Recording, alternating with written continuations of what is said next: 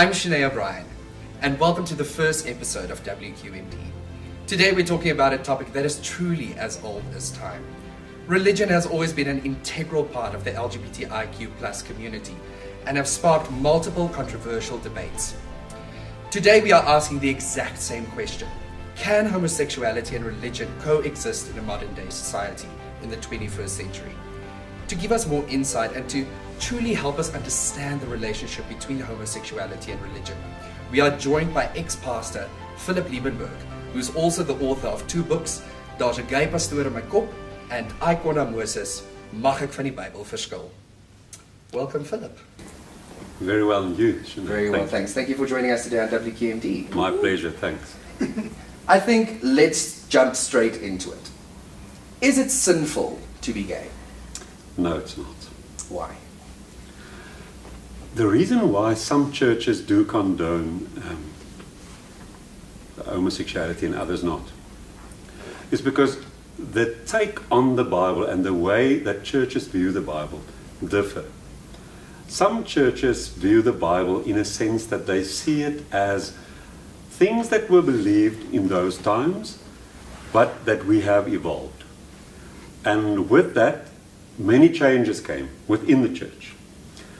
Having said that, within the Bible itself, because the Bible books were written over a very long time, within that time, there's been shifts in the way that the authors of the various books viewed issues, ethical issues, for instance, polygamy versus later on monogamy.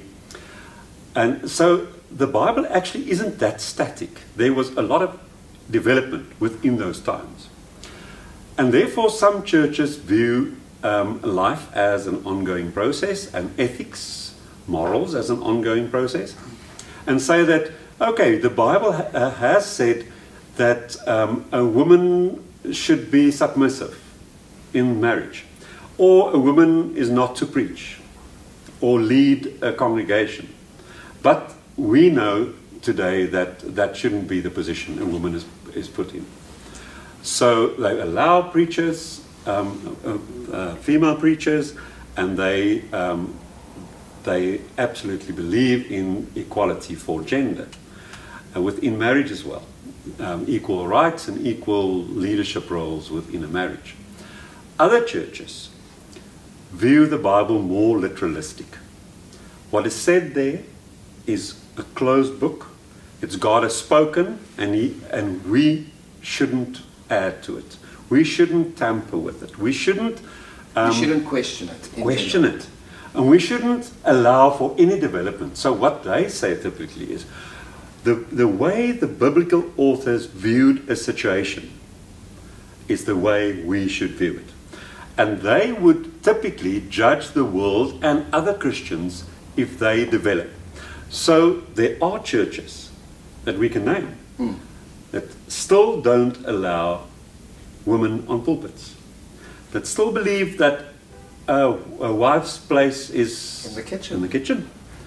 And so they take you back to the lifestyle and the ethics and the norms of biblical times. They view that to be a biblical lifestyle. My take on the homosexuality in the Bible is also not the same as all other gay or ex-gay pastors. There is a trend or a gay theology that says the Bible is not opposed, in those times, is not opposed to homosexuality. I differ from that. They would say that it refers to the idolatry and what happened in idolatrous temples.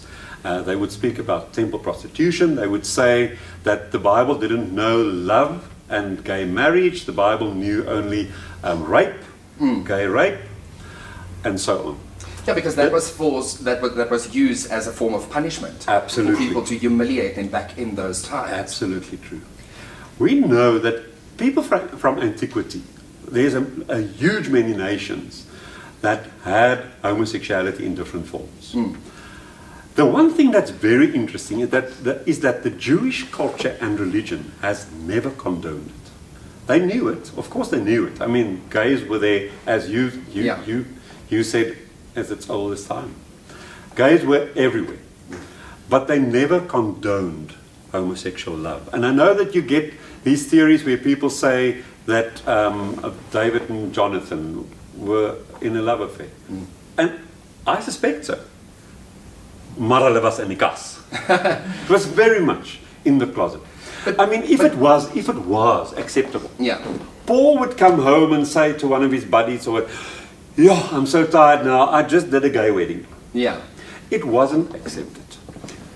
My point is, we needn't be stuck in those times. Absolutely. As much as we now allow women to be in leader roles and to be preachers, as much as we now allow, and this is another interesting one, where I find the church to be very inconsistent. Churches wouldn't allow gays to be part of a church. Of a congregation, yeah. Yes, a congregation, but they have on their pulpits pastors who are in second marriages. Where the Bible says, and it's Jesus that says it, and in Ephesians it says, when you are divorced, stay that way or get remarried to your first spouse, your initial spouse. Otherwise, you live in a state of adultery. That they are comfortable to say, we've moved on. Absolutely. But they don't want to move on in terms of homosexuality. And my point is, if you need a heart transplant or you need a bypass, you wouldn't go to Dr. Luke from the Bible, say, do my transplant. No. He doesn't know. When you sit with a situation like homosexuality, you to go to psychology and science of today. That's where you need to go. So we cannot go to the Bible for advice on homosexuality. No, absolutely. And I do feel like as much as we as a society in South Africa have progressed, we still cling to the Bible in their old ways. Absolutely. And I've noticed there's a lot of selective context. Yes. A very good example is Leviticus 8 verse 22, where it says one man shall not lie with another man. But just before that, it also says that it is a sin to masturbate. It is a sin, to eat shellfish. It's a sin to eat pork. So people tend to forget about that and focus on selective text and use that to their own advantage and to their own perception and how they want to perceive it. Yes. There's a reason, though, why the Christian church, or some of the Christian churches, or let's say mainstream Christian churches, still condemns homosexuality as opposed to, like, for instance, eating shellfish. And that's because they would say in the Old Testament there were many laws related to their perception of cleanliness and health, which was in the New Testament not valid anymore, or observed anymore as law. While in the New Testament it was brought into the New Testament, the prohibition against homosexuality. Paul in Romans 1, and that's the famous one, Paul in Romans 1 says, it is not natural for a person to desire your own gender, someone from your own gender. And he says that we can clearly see that that's not the way that God has made us. Paul actually repeats what a current in his time philosophy said, where they called it the natural revelation of natural truth. They looked with the eye and saw man, woman. It works. And they said, that clearly shows us what God wants, and that shows us what nature is supposed to be like. Absolutely. They didn't have what we have today. They couldn't study the brain. They couldn't study chemicals. They couldn't study hormones or whatever. So the problem with the church, and where I have sympathy with the church, where they are stuck with that verse, they say it's New Testament, it's the Jesus dispensation, and yet the Apostle Paul says it's not natural. And here comes it now. He says this is the result of them, those people who desire their own, people from the same sex. Those who desire, They are those who do not know God, because he looked at the Greeks at that time, and they weren't Christians. And he said, they do it because they don't know God. And it's because they don't know God, and they did this, that God handed them over to demons. And he did what all people from antiquity did with things that they didn't understand. What did Jesus say when he was confronted with a dumb and deaf person? He said, it's a spirit. What does Paul do when he sees someone who has a desire for the same sex? He says, this must be a spirit. It's not natural, it's demonic. So they demonized it. And that take is the take of many churches today. And they have the backing of Romans 1, which is a valid backing if you still believe that the Bible after 2,000 years has the last word on any topic. Absolutely. Then you will remain stuck in that sort of thinking. Philip, could I interject? For me, one thing that's also been very consistent in what the discussion was about is the fact that we've known that homosexuality, same sex, has always been there. And this is now something that they've basically said, okay, this is what it is, you're going to categorize it like this. You're saying that Paul said at the same time it must be a spirit. The fact remains that it was very much present. Which is not the difference of today, which means the present was then and it's current. I think the challenge we are faced with daily, as all of us seated here, is the fact that on a day-to-day basis, there's a factor of fear that stems from the religion element that still wants to continue keeping homosexuality out of the building, so to say. And what is your take with regards to that? Because you were discussing how it was back then, and yes, a woman could not be on the pulpit, now she can be, so some people are trans. There's a certain fear factor that is consistent from the beginning of time to this very day, that every young person is faced with every single day of their lives as well. So what is your take on that in terms of bringing us into this century and the fact that homosexuality was there all this time, but still the religion, the churches, use the Bible against it and left in fear, So where to from that point? We have two sources of that problem. The first one is the religion. The most ugly trait that we as humans possess is the sense of I'm right. And that's where I feel like we have taken it upon ourselves to take in the position of God to judge other people. Exactly. And which is not the way that it should be, because the church preaches that thou shalt not judge upon another human being.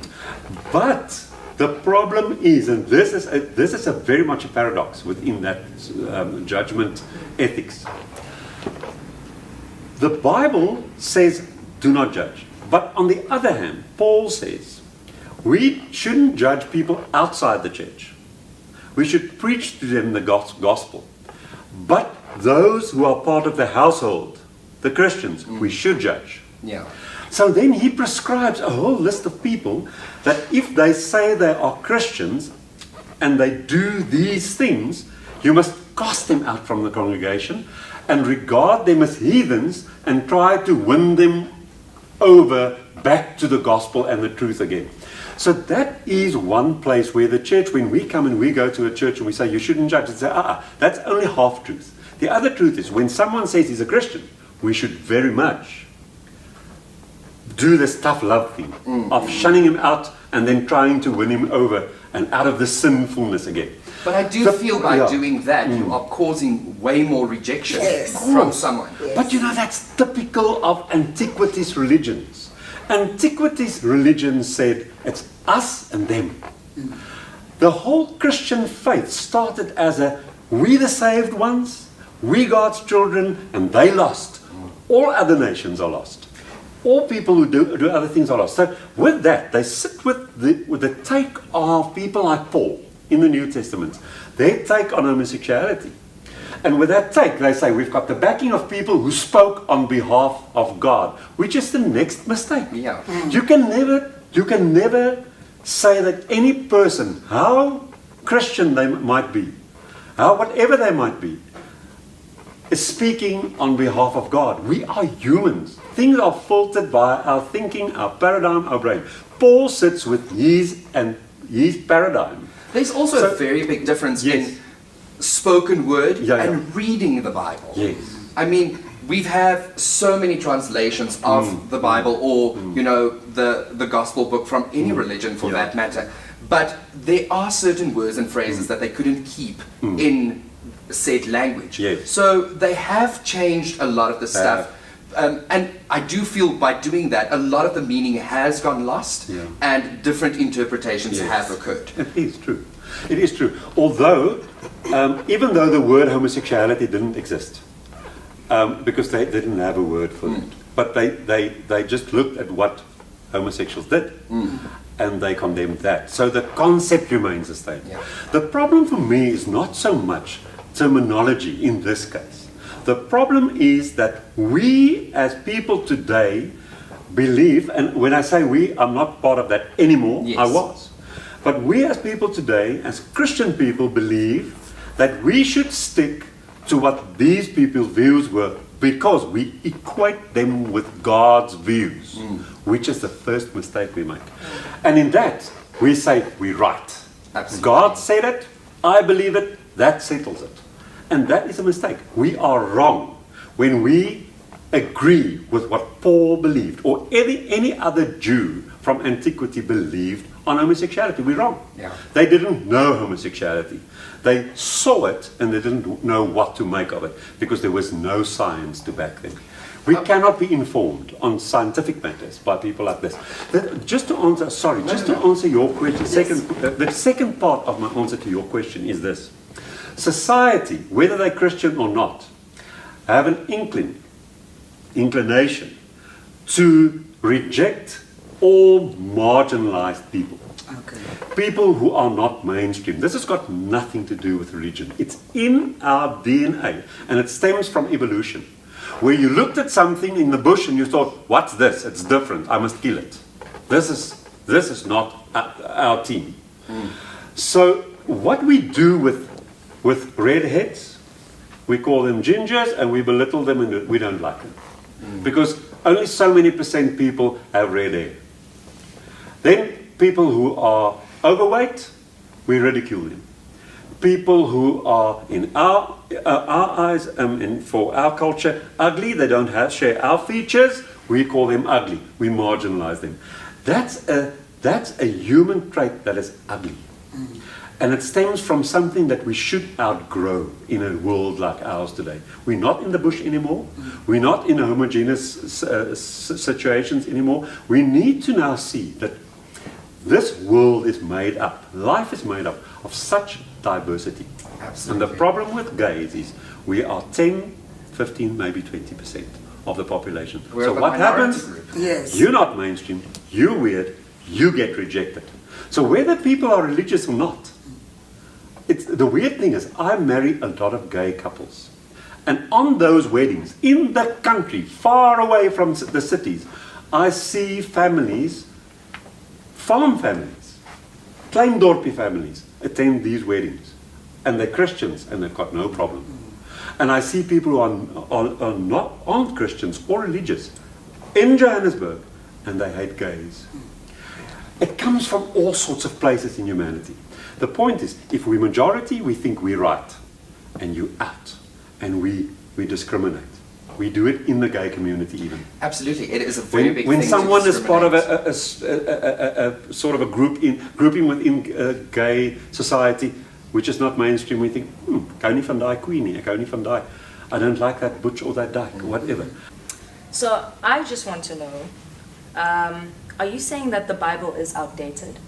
And the reason I ask this is because at one point in my life, and I remember this as a teenager, I was very, very into the Bible, but only because I felt like I needed to get closer to God. I knew, firstly, that I was gay, right? And I knew that it was different. But every time that I read the Bible, I felt like it was an attack. I felt guilty, and I didn't feel like I got what I needed from it. And I remember attending a Sunday school class once, and one of the teachers said, and we were doing some worksheet, but this stuck with me forever, and it was basically like,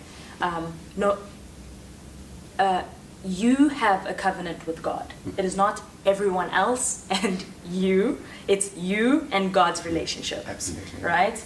And that was, for me, changed things for me, like dramatically.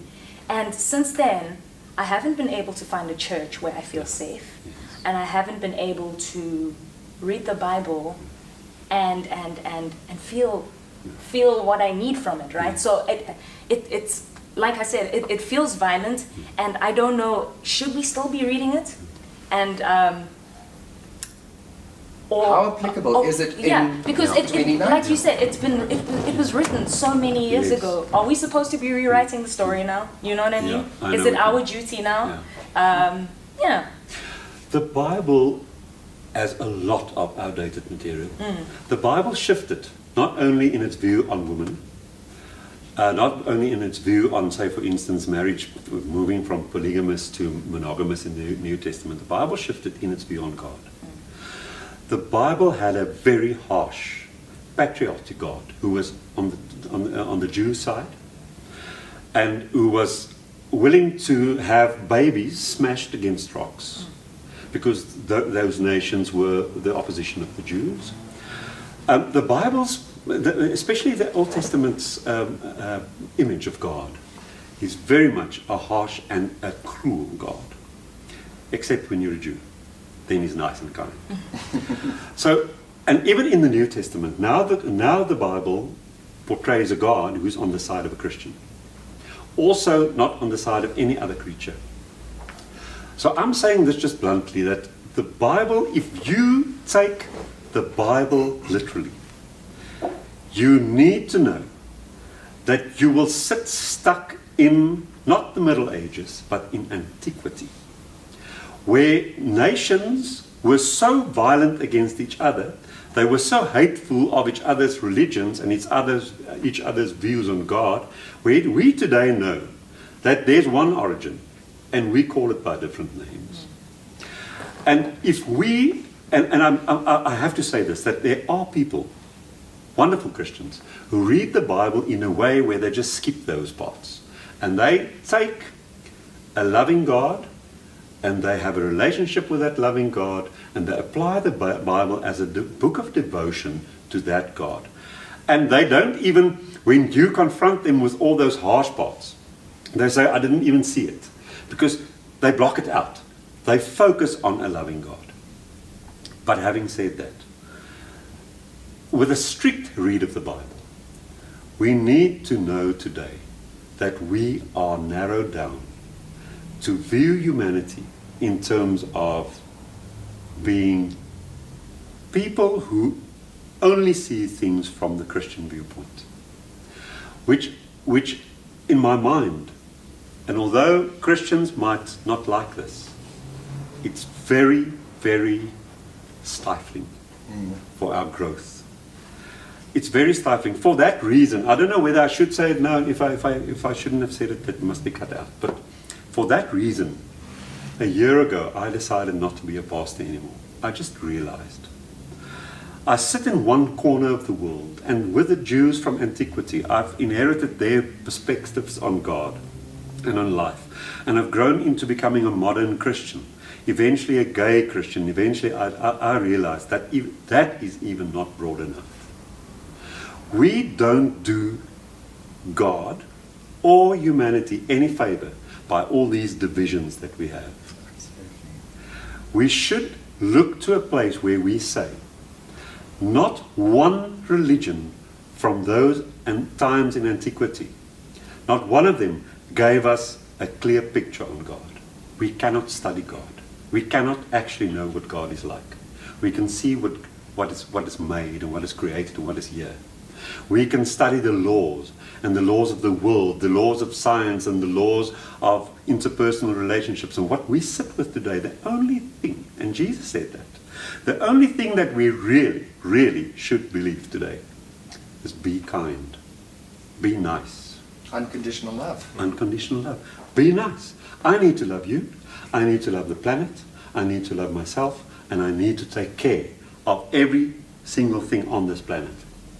That is, in my mind, the only thing that we can know of God is that we are put here to love. Put here to love. And the moment your dogma, your religion, whether it's Christian or any other religion, excludes other people from being created by God, being part of what God has made, you're not dealing with the right God. And I'm saying this boldly. I've realized that even as a gay pastor, I was still in a place where I viewed the world from a very tiny corner, which is Christianity. It's a very tiny corner. The fact that Christianity has taken the world over, it doesn't mean that the majority of people on earth is still believing Christians. People are coming to a place where they realize we've inherited views on God via various religions from antiquity that is outdated. And we as modern people need to look at this world and this life via science, psychology, interpersonal, emotional intelligence. We need to really take a new look at the world and say, what do we think this God is like, who made things so diverse? Much different from the picture that any religion could have painted to us. Absolutely, and I just want to add to that. If we look at the context of the Bible, we need to take into account that it was written specifically for their traditions and their cultures in that specific moment in time. So right. And you can't look at that blindly and just accept that that is the way that things have to be, because we are an evolving species and ever growing and progressing. Yes. We don't, in any other field in life, we don't adapt to those times before science. Why should we do it religious-wise?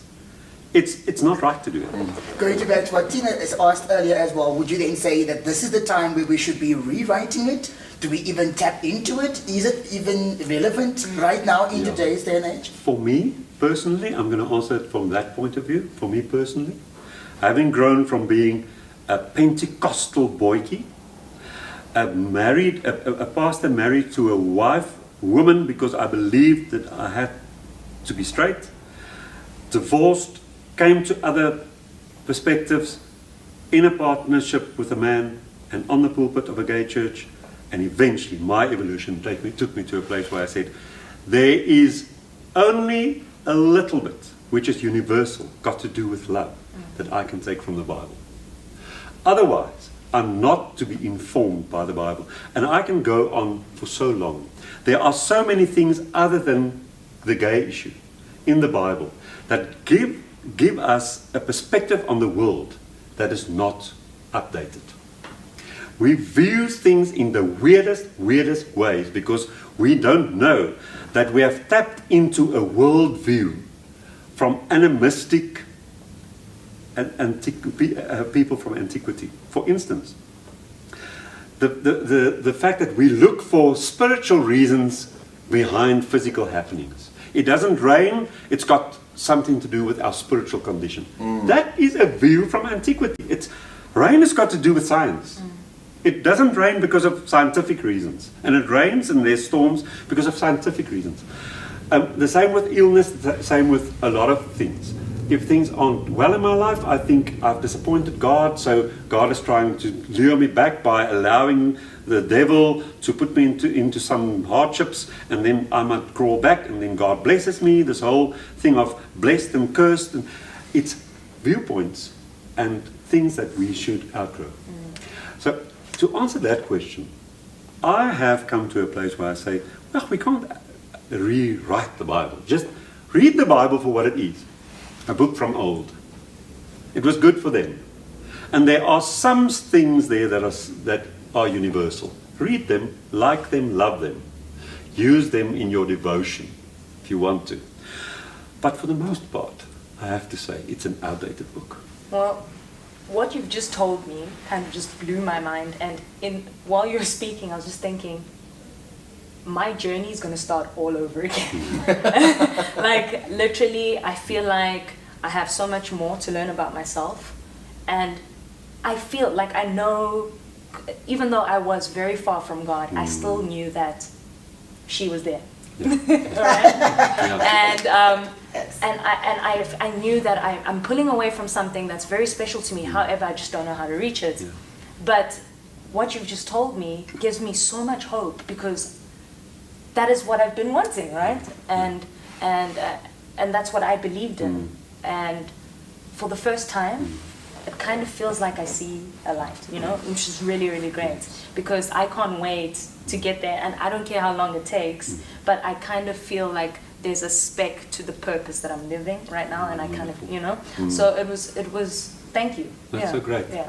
I'm happy for you. Thank you. Yeah, look, listen, I think the Bible is still relevant, in my opinion. I mean, like, it teaches you a lot about the heart of Jesus, the love of Jesus. The Old Testament is written for Jews, and I'm not a Jew personally. So I tend to focus more on the New Testament, on Jesus' words, his love for people. I mean, like, he prophesied and he told people, of all of the laws, love is the biggest. Yes. Unfortunately, I've also had quite a bad stint with the church. Grew up in a wonderful Christian house. My religion was my everything. Eventually, I went to a church, and you know, with a burning desire to be more involved with the church, you know, and actually reaching out to people, I asked the pastor. I went to him and I asked him, so you preached 2 weeks ago. They had the sermon. The sermon was about, you know, I think it was Paul and Barnabas. I'm not quite sure. I can't remember now. But they went to the church of Galatians or something, and the church threw them out because they were doing weird stuff, or not what the laws required. Anyway, so but I stand under correction. So, but anyway, the pastor's point was that it's Jesus alone, not Jesus plus this condition, plus this condition, plus this condition. Jesus alone is enough to be part of any religious community or any religious church. So I decided, well, okay, listen, I can go to the pastor, because he told me that Jesus is enough for me to be part of the community. So I went to him and I'm like, okay, so I want to be part of the church.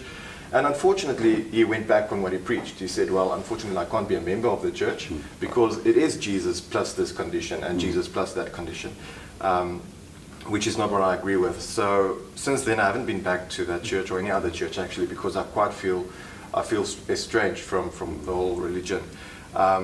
We started our own cell group at home, a bunch of us, friends and people. But basically my question is, do you think the church will ever change their opinion on us, on gays and what the Bible says? I mean, like, the Bible needs to be taken into context, and I think the role of pastors today is supposed to take the Bible today and, you know, take it into context back then, but try and translate it into a modern day situation.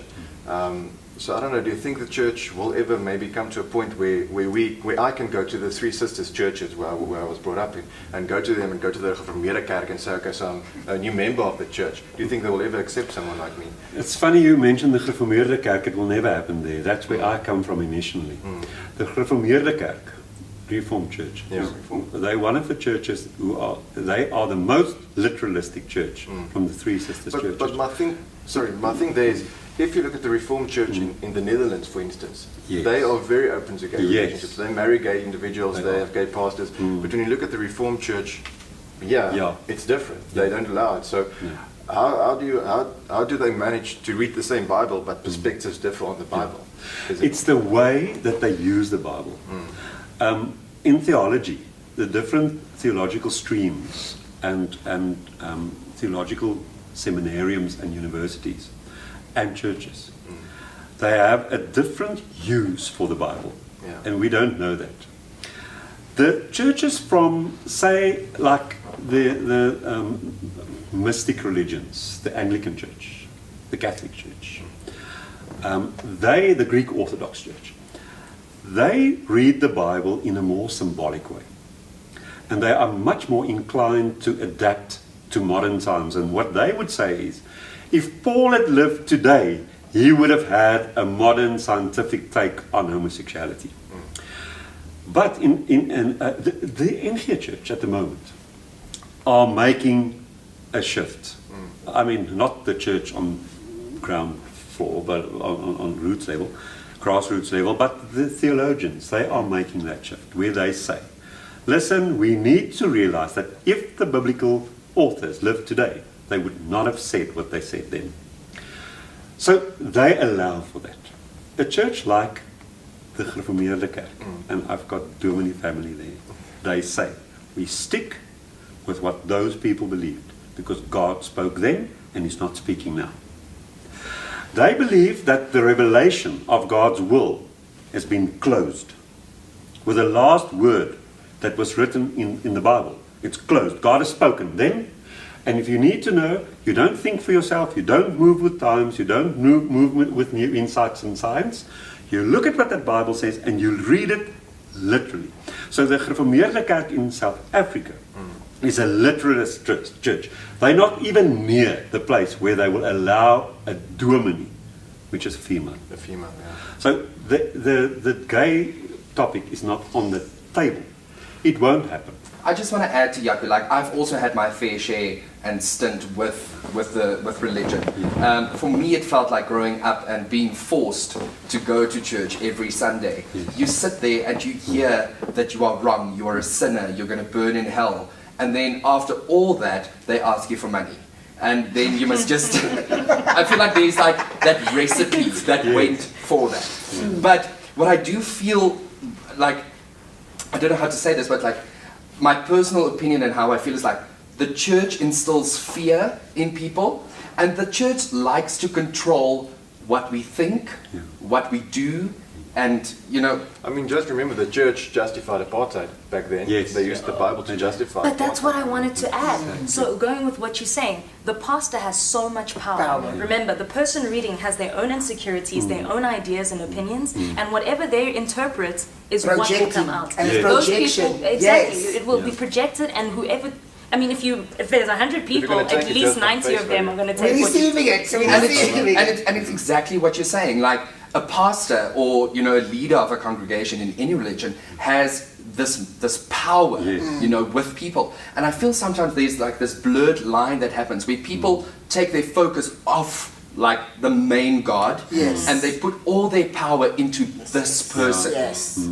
And that's the type of person the Bible warns you about as well. In any case. For me, I sit in church most Sundays, and I must be honest, I've never felt like an insider. Never. I've never felt accepted. I'm sitting there and I'm like, oh Jesus, not today, please let him not mention the word gay. Because I'm always thinking, am I going to stand up? Am I gonna, what's my reaction actually going to be? Yeah. And it's so funny that we question ourselves all the time, but the power does lie with that person on the pulpit. Yeah. He's there, she's there, and they preaching, and you're moving us here, and I live there with a word. The one church that I really enjoyed growing up was Hillsong. Oh, yeah. Because you could sing along. But It was a band. even that pastor, the main pastor from Hillsong, came out against homosexuality. Well, that's interesting because I follow them on Twitter. They always tweet, and then one time I was like, oh, I just out of the blue, because I went probably last month, and I was like, do you support gay marriage? Do you support gay rights? And I didn't get a reply. Then I got all my friends to retweet it, and then I didn't get a reply. However, they're still posting everything else, and then I was like, oh, okay. But you know what I was told as well by also a previous minister is most of your large churches, they are businesses as well. Yes. Majority of the congregants are traditionalists, and like you mentioned, they take the word on face value. So if you go with your church now and you go say, listen, so we're going to start adopting gay rights values and stuff like that, the majority, which is probably 50 years and older, will suddenly start leaving. The church will lose his money, the pastor will lose his job. I mean, so you have to take into account that it's a business as well. They need to have a certain amount of control on the people. Absolutely. And they have to go with what is popular opinion within the church. Absolutely. This is a very sad situation within the church, is that I can't tell you how many gay people, couples, I marry in my kitchen. Just the formality. And then I ask them, oh, so where is the actual ceremony? No, my dominee is doing it. But the church doesn't allow it, so nobody will know it. So the spiritual thing, there are surveys done about preachers worldwide who don't believe what their churches teach. But the reason they can't go with what they feel and they believe, and I want to say today that I've seen some of these studies that indicate that more than half of pastors and dominees in churches, denominations, do not subscribe to what the churches believe. What do you do when you are 45 years old and it's your job and you are not trained for anything else? What do? You just shut up, go with the flow, do your job, and take your paycheck. And that is, so what I'm saying is that the dominees don't actually have the power. In some mega churches where they are independent, they have. But they're mostly charismatic, and they subscribe to a very conservative theology, which is literalist in terms of the Bible. But of the more mainstream denominations, some of those ministers, they don't share the values of the church or the dogma of the church anymore. They are well read and well equipped and with the times and on edge. But still, they're there and it's a job and they pay to do it. And I can relate to that. I was in a situation where my beliefs have changed dramatically in the past 10 years. And I was a pastor of a church that I founded. It was independent, and I sat with that fear of telling people what my new insights were and of losing them. And I've seen it. I had 174 members in 2011 in Melbourne. I sit with 15 people left after 10 years of a shift in my own beliefs. 15 of 174 moved with me. The rest said, bye-bye. And it can Goodbye. all be brought down to the fear of change. Yes. Fear of change. People become accustomed to what they know. But people fear God, and not in a good way. People fear hell. I've seen that so many times. You can't say this, we're going to hell. So the whole thing runs on a system that is built on fear of hell and a yearning for blessing in heaven. But I'm also finding that it's running on a system of man. I, for no moment, even in church, am I feeling the spirituality happening there. So if we differentiate the fact that I am just Jodi and the fact that Jodi is a homosexuality, losing it here. Because I'm so passionate about it, because I mean I'm there every single Sunday, I'm in that moment, and I want my relationship with God, and for some odd reason, I'm wanting some sort of acceptance from the people around me in the congregation and the person on the pulpit. But everything, even as we're discussing, all I hear is man. There's no Jesus or God in this whole thing. So a lot of it's more of a religion than a relationship, and that's what I tell all my friends and family. It's like a lot of Christians, they live in a religious way, like any other religion that you might get, but none of them actually knows the true heart of God and the true heart of Jesus. Do they actually go on their knees and pray and ask Jesus, like, what do you want in this situation?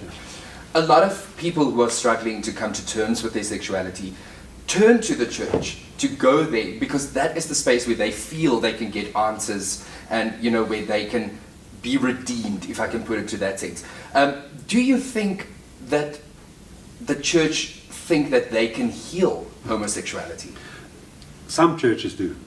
I think there are those, the few, that have come to a realization that it's not going to happen, and that's the way the world is and humanity is.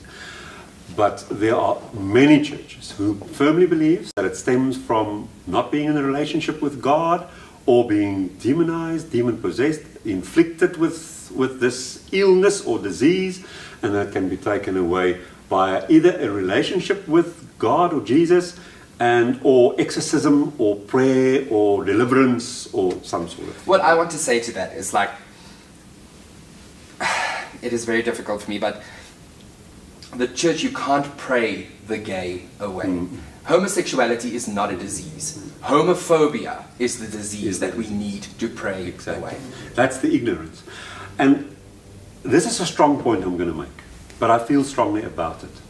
I've asked myself many times, why do young people in the church, when they're gay, still enter into heterosexual marriages? Because that is the way we grow up. That is the norm. That is how we are cultured. Brainwashed into believing that they can change and they should change. So we are prolonging the hurt and the damage that sort of thing does. the entering into a relationship with God to be healed, and the disappointment when it doesn't happen, and marrying, having children in that marriage, hurting those families. And this, I put the blame on society and the church. We need to leave that point of ignorance. It's ignorance. Gays cannot be healed. Gays are made that way. They are that way in their deepest fibers, in their brains. It's the way we are. Absolutely, and that's another point of discussion that we can take, born that way or a choice to be that way. But I want to take it back quickly to religion and homosexuality. There's about 6 verses in like the Christian Bible that addresses a form or, an indication of homosexuality. Yeah. But it doesn't define a person according to your sexual orientation. What is the word that I'm looking for?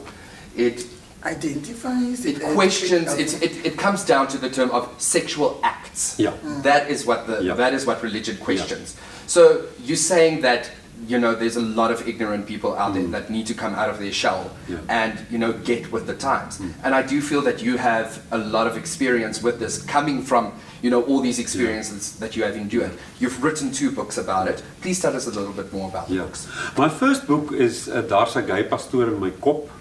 That was released by Penguin Books in 2008, Love that name. which is my autobiography, where I just wanted to give people insight into the head of a little boy who grew up in a Pentecostal church and wanted to be a pastor and wanted to be a minister, and then eventually landed up in a life that he wasn't Meant to be in. And the damage that stemmed from that, and my own deceit. I lied to myself, I lied to the world, I lied to my congregations, and eventually it was a scandal, because I ended up in a relationship with another pastor, and we were in a scandal. And I just said, this was not how it was supposed to be. What happened? And I wanted the world to know what they do to gay people in the church when they tell them that what they are is wrong. They start lying to everybody. So that is the first book. The other book was released by Buka Makranka. Oh, I love that name. In 2014. It's Icona Moses. Mag ek van die Bybel verskil oor vroue? It's not only the gay issue, it's also women and marriage and divorce and all of these things. And I write about evolution versus creation in 6 days and so on. So that's a book telling us that we should move on from biblical times to where we're at today. And there's a third book that I've submitted to uitgewers, to publishers, and I'm waiting for an answer. And that is a very controversial one. 27 superstitions in the Christian faith. And I've written it in English, so I'm waiting to hear whether they're going to publish that. I really salute you for for taking a stand and for sharing your life experiences and trying to make a difference and change people's perceptions about what it is to be gay in any religion, for that matter. So thank you so much for being with us today. We really appreciate it. In closing, people have allowed religion to become this misguided, misunderstood ideology towards homosexuality. It has caused damage and heartache through centuries, diminishing our humanity. It incites and instills fear, hatred, segregation, and rejection. Religion teaches us, more than anything else, to love each other unconditionally, and it should be exactly that. Love without condition.